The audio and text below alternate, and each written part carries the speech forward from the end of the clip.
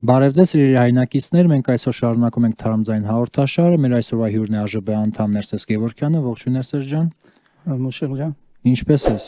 նորմալ, դասա։ Ոչինչ, դե չգիտենք, մի ֆուտբոլ նայենք, թե այս քաղաքական զարգացումներն է, որը ըստ քեզ ավելի հետաքրքիր։ Դե ինձ թվում է բանը քաղաքականությունը ավելի հետաքրքիր է, հատկապես որ ֆուտբոլը անհարմար ժամերի է։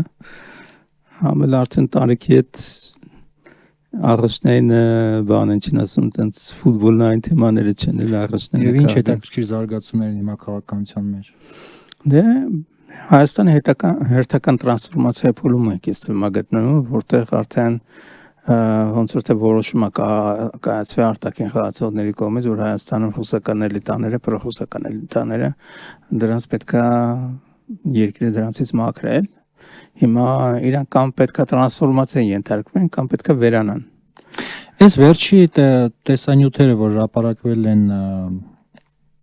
հայտնի օլիգարխի առանձնատնից, ինչ տպավորություններ են թողում, ինչի համար, ինչ ժողովրդին մատուցվում է այն հայտնի ասացվածքի պես տեսարաններ եւ ուտելիք։ Դե բանը Փաշինյանի հիմնական իր քաղաքական բանը ուղղությունը ինքը որ բան անում, առաջատանում, թե պոպուլիզմը։ Բնական է ասենք այդ տեսարանների ապավումը իր մոտ շատ որակով է կատարվում, պլանավորված է իրականացում ու դրա հաշվին էլ ինքը կարողանում մնա իշխանության գլուխ։ Բայց մենակ պոպուլիզմով հատկապես այս բարդ աշխարհական տարածքում գտնվող երկրի ղեկավար լինել այդ երկար չի ստացվի։ Բայց դե ոնց տեսնում ենք 8 տարուց ավել արդեն ստացվում է։ Դե ստացվում է, բայց այդ ամեն ինչը երկար չի սահման ունի այդ ժամանակահատված։ Հա, կարող է այդ պոպուլիզմով, բայց հասարակությունն էլ տեսնում ենք, որ էլի կա մարդիկ, որ ուրախանում են, տեսակ ինչ արեց մեր դուխով վարչապետը։ Իսկ համոզված ես, որ այդ մարդը շահագրգռված չի, որ այդ բան արտահայտի։ Հա, կարծես ձերբակալվածները նույնպես ուրախ չէ, որ իրան բավականին որ հարցազրույց էր տալիս դատարանի դիմաց, եթե չեմ սխալնավել, տրամադրությունը տեղն էր, ժպտում էր։ Ով Ծառուկյանը։ Այո։ Դե ասենք ոչ մեկ չի կարծում, որ ասենք այս բանը իրականության հետ կապ ունել, մարդիկ չեն հավատում, որ ռոպագանդայով ստով խաբեությամբ հնարավոր է զվի բաներ գործողություններ իրականացնել, որովհետեւ պրոռուսական ուժերի իրանց հիմնական բանը խնդիրն է, որ իրանք գտնվելով անձնապես մանիպուլյացիան դաշտում, իրանց աշկեղը տեսնելով թե այս երկրի հետ ինչ զվի բաներ են կատարվում, իրանք չեն հավատում, որ կարող է իրանց հետ էլ դա կատարվի, բայց կատարվելու է։ Իսկ այս ինչ որ կատարվում է, դա պատիժ չի նույն այդ մեծահարուստ բիզնեսմեններին, որոնք նաև ազդում են քաղաքականության վրա, ինչու էլ եւ իրենց անվանում են օլիգարխ։ Այն բանի համար, որ իրանք այդ հետ խորհրդային Հայաստանում չկարողացան դառնային ազգային բուրժուազիա, այսինքն իրանք գերադասեցին, իրանք անմիջապես մտնեն քաղաքականության մեջ, իրանք որպես դերակատարու լինեն, այլ ոչ թե օրինակ ասեն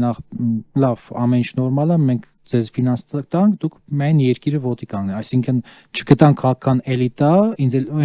ինտելեկտուալներին, որոնք երկիրը, պետությունը կկառուցեին որպես հետագա հարյուրամյակներում ապրող օրգանիզմ, էլի։ Այս շուտ բանը օրինաչափություն չի էս ինչ որ իրանց հետ կատարում է։ Ասեմ, բանը մի հատ ֆրանսիացի ֆիլիսոփա կարողանում, ճիշտ ասած մոռացել եմ, բայց այս մի հատ խելոք միտք էր ասել, որ բանը շատ էր տպավորվել ժամանակի մոտս։ Ասում է, երբ որ հասարակության մեջ ցինիզմը երկարատև շարունակում է տեղի ունենալ, այդ ամեն ինչը ավարտվում է մեծ ողբերգությամբ, իր ասացի իմաստի հետ էր նկատառում։ Հիմա այն ցինիզմով, որ Հայաստանի էլիտաները 30-ից ավել 35 տարի բանը Հայաստանը կառավարել են, հիմա այդ ցինիզմը իրանց գալիս է հետ հարվածի տեսքով։ Ինչ ցանել են, էլ հնձում են հիմա։ Այո, դա լինում է, ու դրա համար է հասարակությունը առանձնապես իրանց ճակատագրի նկատմամբ անտարբեր է։ Այդքան էլ պատրաստ չի պաշտպանել։ Հա, ինչի համար պաշտպանել, ասենք։ Մյուս կողմից հայտնի եւս գերմանացուն կայլ ցիտել, որ ասում էր, երբ որ բառացիորեն չեմ հիշում, երբ որ եկան մի հանրային խմբի հետևից ես ձայնս չհանեցի, քանի որ ես այդ խմբին չէի պատկանում, բայց հենց որ եկան իմ հետևից արդեն ոչ ոք չէր կարող գալ, քանի որ արդեն ձերբակալված էին։ Հա։ Հիմա մենք անկախ ամեն ինչից լինելով բանը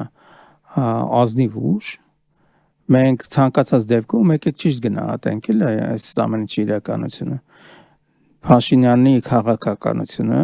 անօրինական բռնապետական քաղաքականություն է, ու էդի մեր բոլորի գլխին ջարդվել է, մենք չենք կարող անպատասխանատու ձևով ոնց որ ասենք, չգիտեմ, նախկին իշխանությունները իրենց մի կողմ են քաշվել, նույն ձևի անպատասխանատվությամբ կողքի կանգնենք ու նայենք, տեսնենք թե ինչ է կատարվում։ Դրա համար ես կարծում եմ մեր ուժի համար բանը ճիշտ կլինեն բանը, ճիշտ է քաղաքականությունը, որ փորձենք չարդարացնելով այդ պրոհուսական ուժերի պրոհուսական այդ նվիրվածությունը, բայց թույլ չտանք, որպեսզի իշխանությանը հակադրվող ուժային կենտրոնները ամբողջությամբ վերանան։ Այդ դիմադրությունը պետք է բան լինի, ցանկացած իշխանության նկատմամբ դիմադրություն պետք է լինի։ Անկամ հասարակ բան, ես ուզում եմ էսի տանեմ բան էլ մարդկային հարաբերությունների մակարդակի վրա։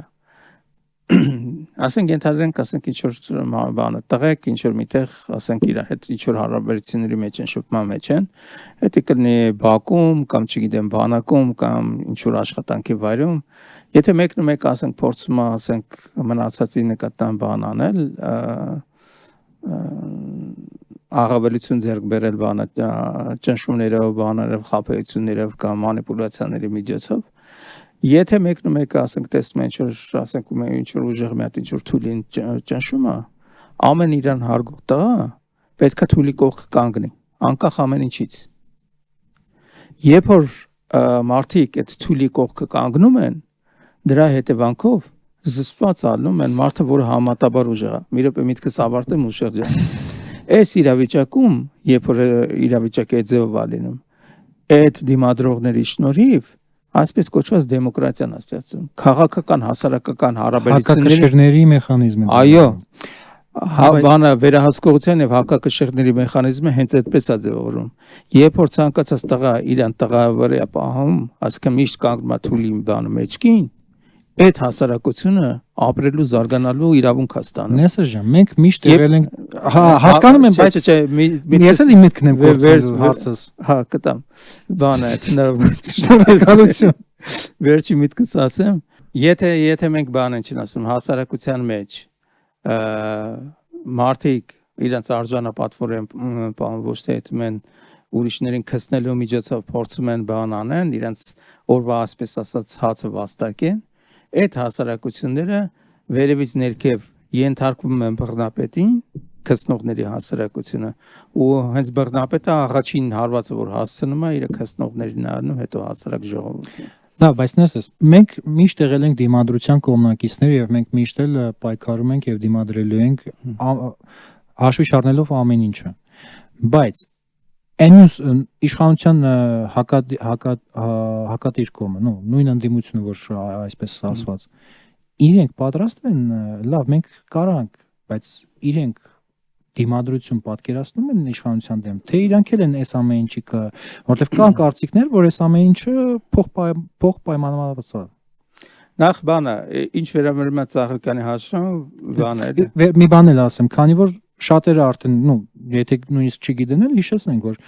Գագիկ Ծառուկյանը եւ Խաչատուր Սուկիասյանը իրար խնամի են, այսինքն Ծառուկյանի աղջիկը ամուսնացած է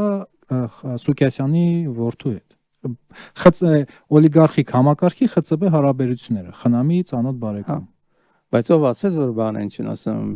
մի այդ օրը չի գալու, որ ասենք Փաշինյանին անհավասար կշեղ մարդը, երբ որ պետք է մատաղանալու բանին։ Այսինքն Սուկիասյանն էլ պետք է մատաղանի, անկասկած։ Բայց ինչի հիման վրա։ Ինչ որ ասում է ենթարկվում է, բայց իրականություն փրկելու համար։ Սուկիասյանը Նիկոլի քաղաքականության դեմ է գնալու։ Չէ, պատվերաստանալու իրականացնելու է։ Ում կողմից։ Ում որ ենթարկվում է արտաքին խաղացողներից։ Սուկիասյանն էլ կենթարկվի։ Ում։ Այս տարիների փորձը ցույց տվեց, որ Սուկիասյանը բավականին լոյալ է իշխանությանը։ Կապ չունի։ Հայաստանում ցանկացած ֆինանսատնտեսական ռեսուրսներ ունեցող մարդ պոտենցիալ սպառնալիք է իշխանության համար։ Այսինքն ըստ քո տրամաբանության նույն Սուկիասյանը հետագայում կարող է դառնա անդիմության դաշնակիցը, որ կարողանա պայի իր ունեցվածքը Նիկոլին զսպելու համար։ Այո։ Այսինքն օլիգարխիան կարող օգտագործի Սուկիասյանի հանգամանքը ԿՊ-ի ներսում, որ կարողանա տապալել Նիկոլին։ Հիմա ինչ գիտեք, որ բան է, չեն ասում Ծաղրուկյանը բան է, այդ Ծաղրուկյանի խնամեական կապերը Սուկիասյանի վրա չի ազդելու, ու Սուկիասյանը դրա պատճառով չի գժտվելու Փաշինյանի հետ, ու հետո այդ կոնֆլիկտը այնքան չի խորանալու, որ վաղը չմսուրը բանը կարող է խնամիները վատ հարաբերությունների մեջ են եղել։ Կարող է, հիմա չգիտենք մենք այդ ամեն ինչը, բայց հիմա տեսականորեն որ քննարկում ենք, այն էլ կարանք քննարկենք, չէ։ Եկեք հաշվի առնենք արտաքին գործոնները, քանի որ Հայաստանը գտնում է արտաքին կառավարման տակ,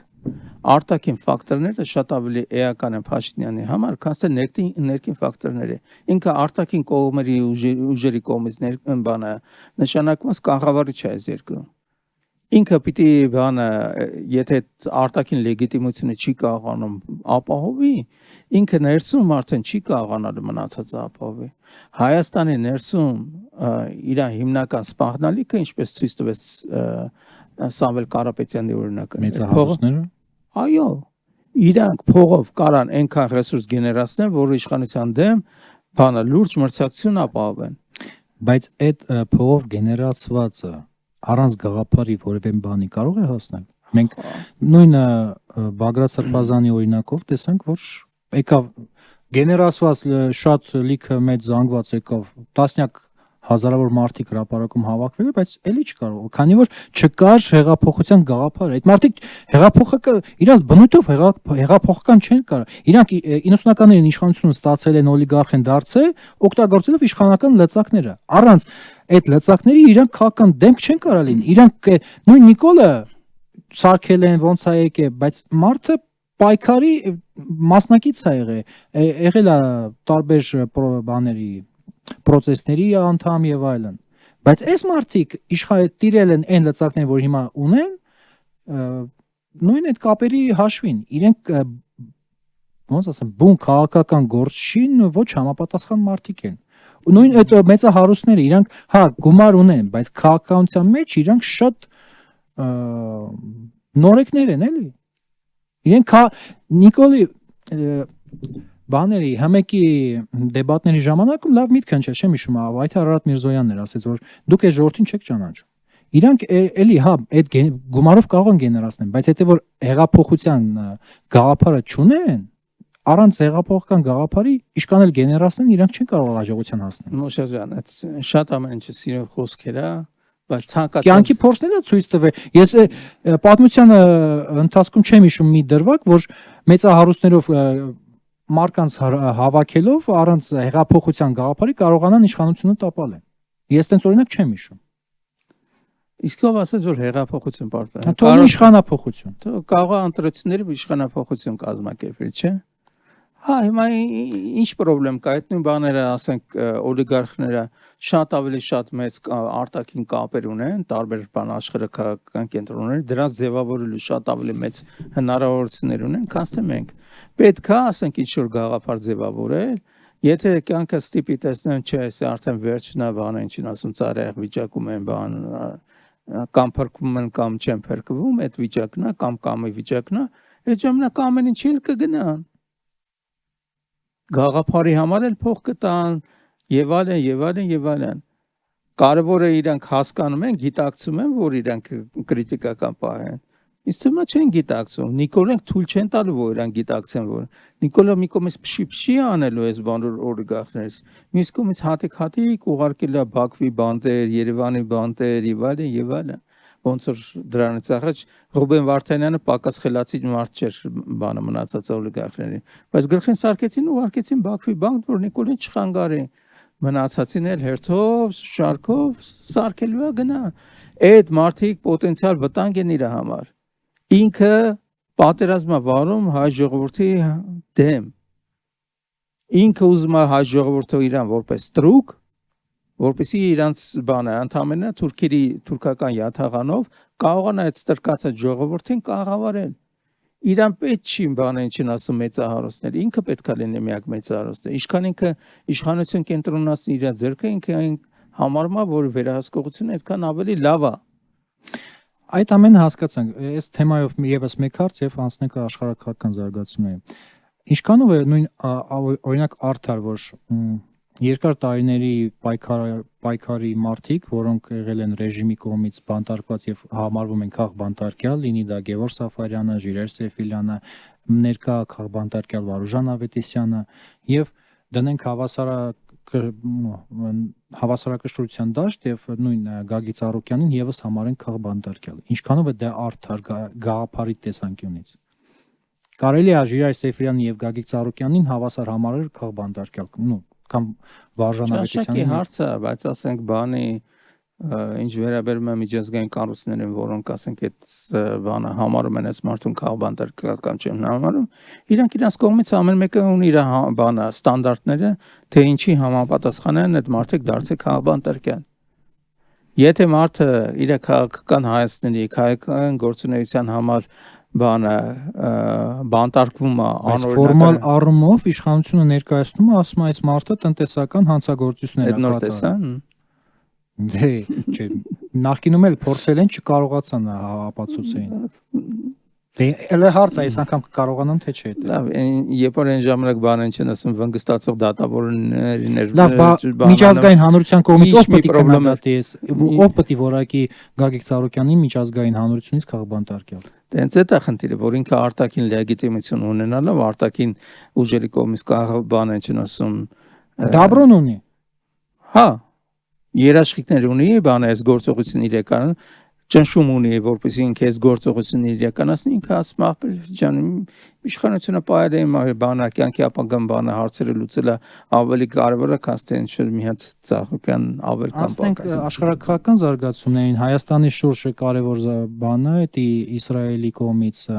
սպասվող, կառավարությունը արդեն ճանաչել է հայոց ցեղասպանությունը, սպասվում է մոտակա օրերում քննարկում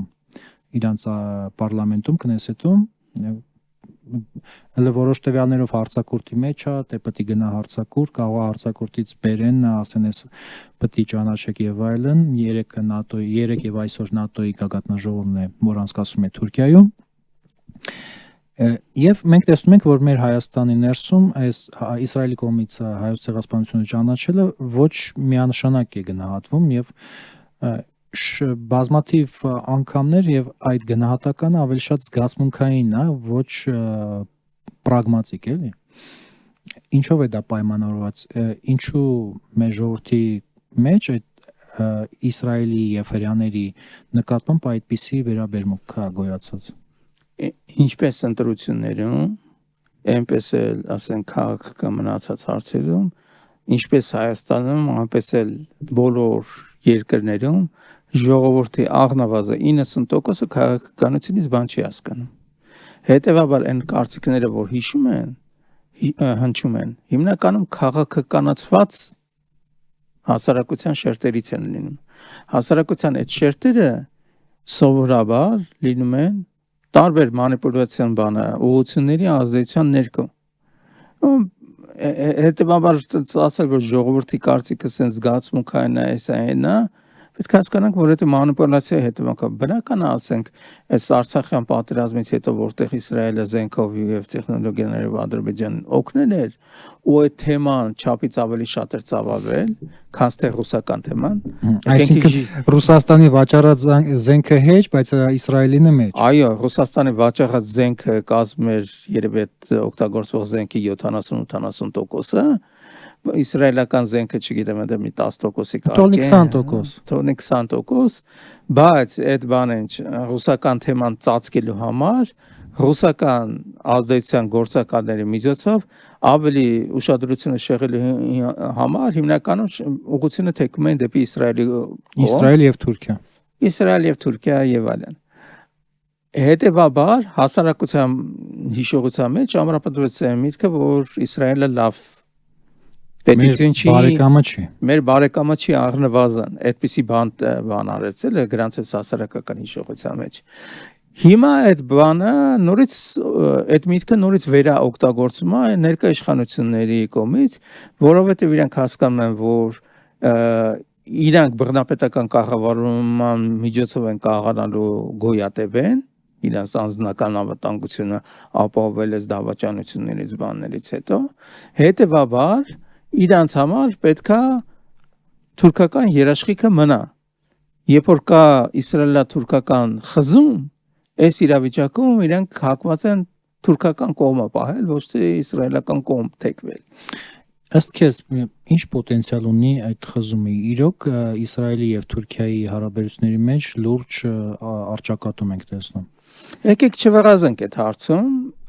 եկեք հասկանանք որ սկզբունքորեն եթե վերաբերում է ամբողջ մերձավոր արևելքին ամբողջ մերձավոր արևելքը իր վերահսկողության տակ պահելու համար բավականաչափ մի հատ ինչ-որ ուժապետ, որը բավականաչափ դեմոգրաֆիկ պոտենցիալ ունի։ Իսրայելը եկեք համաձայնենք, որ դեմոգրաֆիկ պոտենցիալը չունի, Թուրքիան ունի, որպեսզի ինքը կարողանա, ասպես ասած, խաղաղ կանոններ պարտադրի ամբողջ մերձավոր արևելքում։ Ներկա իրավիճակում, քանի որ ԱՄՆ-ն Չինաստանի դեմ իր մրցակցության շրջանակներում շահագրգռված է կռվի միջոցով խժդժությունների միջոցով մերձավոր արևելքում ինքը կարողանա վերահսկողություն հաստատել ընթացող process-ների նկատմամբ մերձավոր արևելքում այս իրավիճակում Թուրքիան երկրորդական իր համար նշանակություն ունի բայց ապագայում չի բացառում ԱՄՆ-ում էլ ասենք այդ ձևի տեսակետներ կան որ կարող է Թուրքիան դիտարկվի որպես մերձավոր արևելքի ոստիկան Ինչու մենք երեք տեսանք բանի ՆԱՏՕ-ի գագաթնաժողովում, երբ որ Տրամպը ասում է Էրդողանը մեր բարեկամն է, սանկցիաները հանում ենք, բանի որ ռուսական S-400-ներն էր գնում Թուրքիան։ Եվ մենք տեսնում ենք, որ նաև ԱՄՆ եւ Իսրայելի հարաբերությունները որոշ հարցականներ կան էլի այդ իրար մեջ։ Հիմա այդ բարդ process-ն է գնում։ Եվ սպասում են ընտրությունները Ամերիկայում աշնանը։ Եվ մենք գիտենք թե ինչքան կարևոր է Ամերիկայում հերական լոբին։ Ստեղ Թուրքիան եթե Իսրայելի հետ համաձայնության գան համատեղ մերձավոր արևելքը տիրելու արևմուտքի անունից այս իրավիճակում մեր համար իրականում գործերը այդքան լավ չեն լինել Հայաստանի համար որովհետև այդ դաշինքը մեծ խնդիրներ առաջանալու, բայց մենք ակնհայտ տեսնում ենք, որ օրինակ Իսրայելը գնում է Միացյալ Արաբական Էմիրությունների հետ շատ ավելի մեծ համագործակցության, իսկ Միացյալ Արաբական Էմիրությունները Թուրքիայի հետ ակտիվ պրոքսի պատերազմների մեջ է գտնում Սուդանում, չգիտեմ Եմենում, ու էլ հազարում մի տեղ չթվարկենք էլի բոլոր տեղերը շատ տեղերում իրար հետ ռազմական պրոքսի պատերազմների մեջ են գտնվում մյուս կողմից Թուրքիան ասենք համագործակցում ավելի շատ Կատարի հետ Պակիստանի հետ եւ այլն խաղացողների հետ որոնք այդքան էլ իսրայելական ճամբարում չեն էլի այդ դաշինքները որ նայում ես թե ովում հետ դու տեսնում ես որ ասենք հələ որ ասենք շատ քիչ հավանական է էլի որ ասենք ապագայում թուրք-իսրայելական դաշինքը կստացի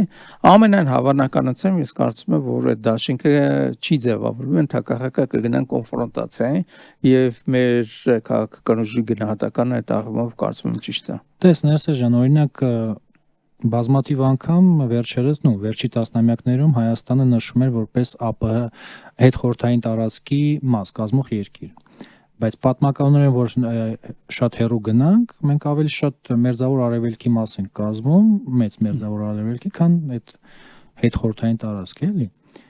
եւ ոնց տեսնում ենք այս տարածաշրջանը բավականին պայթունավետ ինչպես դու նոր հենց նկարագրեցիր բավականին պայթունավտանգ տարածաշրջան է Եվ մենք տեսնում ենք տարբեր մեծ գերտերությունների շահերի բախում, լինի դա Թուրքիա, Իսրայել, ԱՄՆ, արաբական երկրները, որը բավականին մեծ թափ են հավաքի վերջի տասնամյակներում։ Եվ ցավոք սրտի մենք ունենք երկիրեկաբար, որը զբաղված է պոպուլիզմով, խեղճատակությամբ եւ այլն։ Մեր ժողովուրդը ինչքանով կարա լուրջ անկալի սպասվող վտանգները, որովհետև բախումը մերձավոր արևելքում Իրանով դժվար թե սահմանափակվի։ Դե ինչպես տեսնում ենք, մենք ունենք ղեկավարություն, որը ժողովրդի մանիպուլացնելու հարցում շատ արդյունավետ է։ Եկեք թերը գնահատենք։ Ցավոք սրտի, այո։ Հա։ Հետևաբար մենակ ժողովրդի, ասենք, գիտակցության վրա հույս դնելով, ես չեմ կարծում, որ դա ճիշտ կլինի, ու հետևաբար մենք նաև ուրիշ լծակների, ուրիշ ուղղություններն պետք է փորձենք դիտարկենք, այդ ուղղություններով նաև աշխատենք։ Ես կարծում եմ մենք լուրջ հաջողություններ ունենք այդ աղբով լոբիստական գործունեության մեր ուղղություններով, շատ կարևոր գործ ենք արել, շարունակելու ենք կարծում անելու, տեսնենք այդ ուղղությամբ ինչ հաջողություններ կունենանք, բայց մենակ պետք չի սահմանափակվել, ասենք, այդ երկու ուղղություններով, մենակ ժողովրդի հետ աշխատելով եւ մնա բաների, ասենք, արտաքին քաղաքականության ուղղությամբ։ Մենք պետք է ցանկացած հնարավորություններ, ինչ որ պատուհաններ, որ բացվում են մեր համար, այդ բոլոր պատուհանները պետք է փորձենք օգտագործենք, տեսնենք այդ պատուհաններից ինչ հնարավորություններ են բացում։ Իսրայելը կարող է լինել այդ պատուհաններից մեկը։ Կարող է լինել։ Ինչ պոտենցիալ ունեն Իսրայել-Հայաստան հարաբերությունները։ Եկեք նայեք, sense եթե ասենք Թուրքիան փորձում է մերձավոր արևելքում դոմինանտ ուժ լինել, ցանկացած երկիր, մնացած երկրները, նույն թեկուզ Իրանից սկսած, մնացածով վերջացրած, ինքը պետք է հակազդեցության լծակ ձևավորի, չէ՞։ Հակազդեցության լծակ ձևավորելու համար որն է, այդ պետք է գնաց տեսնես, էլ ով սպառնալիք ունի Թուրքիայի նկատմամբ, իր հետ պետք է գնաց մերձենաս։ Հիմա ասենք այսօրվա դրությամբ Պարսկաստանի էլիտաների եւ Իսրայելի միջև պատերազմ է գնում, ու այդ պատերազմի հիմնական խնդիրը, որ փորձում են իսրայելցիները իրենց ախր դրել են, այդ Իսրայելի Պարսկաստանի Իրանի քաղաքականությունը իրենց նկատմամբ փոխել է։ Իրենք բարձ ասում են, չէ՞, չենք ուզում մեզ սպառնացող իրան, մենք ուզում ենք իրար հետ համագործակցող իրան։ Բայց վերադառնալով մեր օրինակին, եթե Իսրայել-Ադրբեջան հարաբերությունները չխզվեն, հնարավոր է բարելավում Հայաստան-Իսրայել։ Ոնց կարող է Իսրայելը դաշնակից լինի համ Ադրբեջանին, համ Հայաստանին։ Կամ եթե դաշնակիցը չէ, գոնե պարտներ։ Դե կարա Ադրբեջանի հետ եթե որոշումը կայացվում է Իսրայելի կողմից, որ իրան գրում են հակամարտության Թուրքիայի հետ եւ դրա պատճառով պետք է իրան Հայաստանի նման երկիր, որ այս տարածաշրջանում իրան դաշնակից լինի, այդ պարագայում իրան Ադրբեջանը կասեն եղբայր շնորհակալ ենք ձեր հետ համագործակցությունից, բայց մեր կյանքը ավելի մեր համար թանկ է, քան ձեր կյանքը։ Դրա համար ավելի լավ է դու սուս մնա, մենք ասենք Հայաստանին, որ ձեր չտան։ Օրինակ ամենամեծ տարբերակը այդ եմ ասում, որ Հայաստանը ձեր համար սպառնալիք չլինի, գնում ենք խաղաղության, համագործակցության, ու դա այն քաղաքականությունը, որ Ամերիկայից մեզ պահանջում են։ Բայց ներսես ջան, տես օրինակ հարաբերությունները միակողմանի չեն լինում, դա երկկողմանի զարգացումներ են։ Եվ ինչպես մենք տեսանք, Հայաստանի կողմից որևէ ջերմ արձագանք այդ հարցի շուրջ չեղավ եւ դժվար է թե այսօրվա իշխանությունները դրական արձագանք են Իսրայելի յուրաքանչյուր առաջարկին եւ ինչ որ մենք տեսել ենք մինչեւ 20 թվականի պատերազմը, երբ որ մեզ առաջարկում էին նույն իսրայելական աթեստները։ Հա, ինչ խնդիր կա դա։ Նիկոլ Փաշինյանը հա ինքը իր համար ավելի կարևոր է բռնապետական ռեժիմը պահել, հետևաբար Իսրայելի հետ հարաբերությունները իր համար երկրորդական են, քան Թուրքիի հետ իր հարաբերությունները։ Բնական է այդպես պետք է լինի։ Հիմա Իսրայելը կարա պարտադրի Հայաստանում ինքնիշխանափոխություն հարցի հետ։ Կասկածում եմ այդտենց մանավանդ Փաշինյանը իր մանիպուլատիվ բանով հնարավորություններով հասարակությունը հակաիսրայելական կարա այնքան տրամադրի, որ ասենք եթե ինչ-որ մի հատ ուժ փորձի Իսրայելի միջոցով ստե իշխանափոխություն անի, դրա հնարավորությունը արդեն չունենա, որովհետև հասարակական աջակցություն դա չի ստանալու այդ փոփոխությունները։ Եվ վերջին հարցս ներսես կապված Իրանի հետ, եւ մենք տեսանք օրինակ իբր թե խաղաղություն էր հաստատվել ԱՄՆ-ի եւ Իրանի միջև, բայց երեք նույն ՆԱՏՕ-ի գագաթնաժողովի առաջի օրվան զուգահեռ երեկոյան սկսվեցին հարվածներ, ԱՄՆ-ն հարվածեց Իրանին, Իրանը հարվածեց ԱՄՆ-ի ռազմաբազաներին եւ չէ որ ոնց որ թե պայմանավորվել են, որ եկել են համաձայնության։ Դե ոնց որ Թե սպասում էին հոգևոր առաջնորդի թաղմանը, որը դեռ տեղի չի ունեցել, հրաժեշտ են տվել պարզապես։ Եթե միջև այդ հենց այդ թաղման արարողությունն եթե ուշադրություն դարձրացնեք, կազմակերպիչները թաղման հիմնականում կառավարությունը պրեզիդենտի ղեկավարությամբ ու այդ աղետին մասնակցում են նաև իսլամական հեղափոխության պահապանների կորպուսի մասնակիցները, որոնք հիմնական դիմադրող ուժն ԱՄՆ-ին եւ Իսրայելին դիմադրող իրանք են ներկա քաղաքական կուրսի պահպանման կոմիտեի։ Այսինքն ճիշտ եմ հասկանում, հենց որ նախկին հոգևոր առաջնորդին թաղ են բռնցնեն, պատերազմական գործողությունները լայնամասշտաբ կվերսկսվեն։ Չէ, ես ուրիշ մի բան եմ ուզում ասել, ԻՀՊԿ-ի անդամները այս թաղման արարողությունները օգտագործել են բողոքի ակցիաներ իրականացնելով օրինաչափություն է դա։ Դժվար է նույն բանը չանեին։ Հա, ու դա ինչ ասում, որ ասպես կոչված օրինական իշխանությունը նախագահի ուղղությամբ գնում է դեպի ԱՄՆ-ի հետ համագործակցության ճանապարհով, իսկ ԻՀՊԿ-ի ժողովուրդի ղեկավարությունը գնում են դեպի ԱՄՆ-ի հետ հակամարտության խորացման ուղղությամբ։ Ու այս ճեղքումը ժամանակի ընթացքում իր արդյունքները ցույց է տալուս։ Այսինքն ժողովուրդը բնական է հիմնականում աջակցելու է, քան որ մոտավորապես 80% ներկա կարգերին դեմ են, աջակցելու է պրեզիդենտին, որպեսզի գնան հարաբերությունների կարգավորման ճանապարհով։ Այս ընթացքում այդ ճեղքումը իշխանության մեջ, այդ երկությունը Իրանի ղեկավարության մեջ, քանի գնա խորանալ է։ Բայց այս կոնկրետ հարվածների, որ իրականացեցին, ինձ թվում է խնդիրն անում էր, որ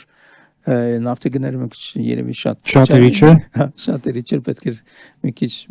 գների կարգավորում անել, որպեսզի բավական ֆինանսավորում լինի նավթարդյունաբերության ոլորտներում այլ տեղերում, երկրագնդի մոլորակի այլ նավթարդյունաբերության շրջաններում, որպեսզի ստեղ եթե ինչ-որ կախվածությունը մերձավոր արևելքի նավթից, ինչքան հնարավոր է նվազի։ Գնահատվում է, որ այս ժամանակա ընթացքում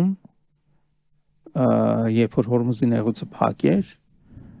որը ապահովում է մոտավորապես 20% համաշխարհային արդյունահանվող նավթի, այդ նավթը որ չի հասել միջազգային շուկա, այդ պակասորտը որ ստեղծվել է այդ մատակարարումների բացակայության պատճառով, մոտավորապես 1 միլիարդ 250 միլիոն բարելի կարգի է։ Դա ահռելի թիվ է, ու այդ ահռելի թիվը այնպես է, որ մի օրում հնարավոր չէ լավ հետ վերականգնել, ասկին երբ որ Հորմուզի նեղուցը բացվեց, այդ չի նշանակում, որ ավտոմատ հնարավոր է լինելու այդ նախկին ծավալները վերականգնել։ Ինչի՞։ Մենակ Սաուդյան Արաբիան եւ Միացյալ Արաբական Էմիրություններն են, որ իրենց նավթարդյունը հանող նավթահորերի վրա կիրառել են տեխնոլոգիաներ, որ եթե նավթահորերը փակում են, փակելուց հետո մի 3-ից 6 ամսվա ընթացքում կարան բացեն։ Այսինքն ժամանակ է պետք բացելու համար։ Դա ամենաարագ հնարավոր ժամանակն է։ Իրաքում իրաքյան պատերազմի ժամանակ, երբ որ նավթահորերը օրինակ որ փակվել էր, իրանց մի 2 տարի պահանջվեց, որ իրանք նոր կարողացան բացեն։ Երբ որ նավթը դու չես կարողանում արտահանել, դու ստիպված ես լինում այդ զմրսես այս նավթահորերը։ Ու քեզ էլ ահռելի ժամանակ է պետք գալու, որ դրանք վերաբացես։ Հիմա նավթահորերի քանի տոկոսն են փակվել ու դրանք ինչ է լինելու դրանց հետ, մեզ հայտնի չի։ Երկրորդ գործոնը, որ պետք է հաշվի առնենք, Չինաստանը այս ընթացքում, հատկապես Չինաստան, որ համաշխարհային նավթի աղևտրի զգալի մասը Իրան է գնում։ Հատկապես Իրանից, հենց այդ Հորմուզի նեղուցից։ Հատկապես մերձավոր արևելքի նավթն է իրենց մոտեցում։ Իրանք իրենց բանը ներմուծումը սպառումը կրճատել են զգալի քանակներով։ Այս ընթացքում մոտավորապես սպասում էր, եթե ոչ մի բան չփոխվեր, այս վերջի օրերի Հորմուզի նեղուցի բացվելը չլիներ, սպասում էր, որ հունիսի վերջին, հուլիսի սկզբին պետքա նավթի գները մոտավորապես մի 50-100%-ով թռնեն։ Բայց այդ համաձայնության գալով Հորմուզի նեղուցը թեկուզ ժամանակավորապես բացելով, դրա շնորհիվ գները կտրուկ իջան, Չինաստանում սպաղումը կրճատվել է, ուրիշ տեղերում արդյունահանումը փորձել են ավելացնել, Վենեսուելայում երկրաշարժը չգիտենք է դրա հետևանքով նավթի արդյունահանումը ինչքանով է իրանց մոտ դանդաղել, աճը կանգնել է, աճը չի կանգնել, հետա գնացել, թե ինչ է կատարվել, լիքը անհայտներ կա, որ հենց մինչև հիմա պարզ չի, ու այս եթե ստացվի, որ նավթի գները հանգարց 50-100%-ով կարող են թռնել, դա համաշխարհային տնտեսության համար լուրջ շոկ է։ Ու այդ կարևոր գործն է, ու այդ գործը չի կարող չհաշվի ԱՄՆ-ի նման խաղացողների կամ Եվրոպայի նման խաղացողների։ Շատ լավն է Սերժան, բավականին աշխուժ հետաքրքիր զրույց էր, շնորհակալ եմ քեզ, նաև քանի որ սկսեցինք ֆուտբոլից եւ քաղաքականությունից, նաև հիշեցնեմ, որ նույն ֆուտբոլի մեջ եւս կա քաղաքականություն, երբ որ Դոնալդ Թրամփը զանգում է FIFA-ի ղեկավարին եւ կարմիր քարտը հետաձգում է մի տարով։ Ստեղ կա քաղաքականություն եւ բավականին լուրջ քաղաքականություն։ Հիշեցնեմ հարգելի հայրենակիցներ, որ մեր այսօրվա թարմզային հաղորդման հյուրն էր ֆիզիկոս եւ ԱԺԲ անդամ Ներսես Գևորգյանն էր։ Շատ հետաքրքիր է, երբ որ ֆիզիկոսներն են խոսում քաղաքականությունից։ Կարծում եմ դուք էլ նկատեցիք այդ ամենը։ Այսօր այսքանը, մինչ նոր հանդիպում։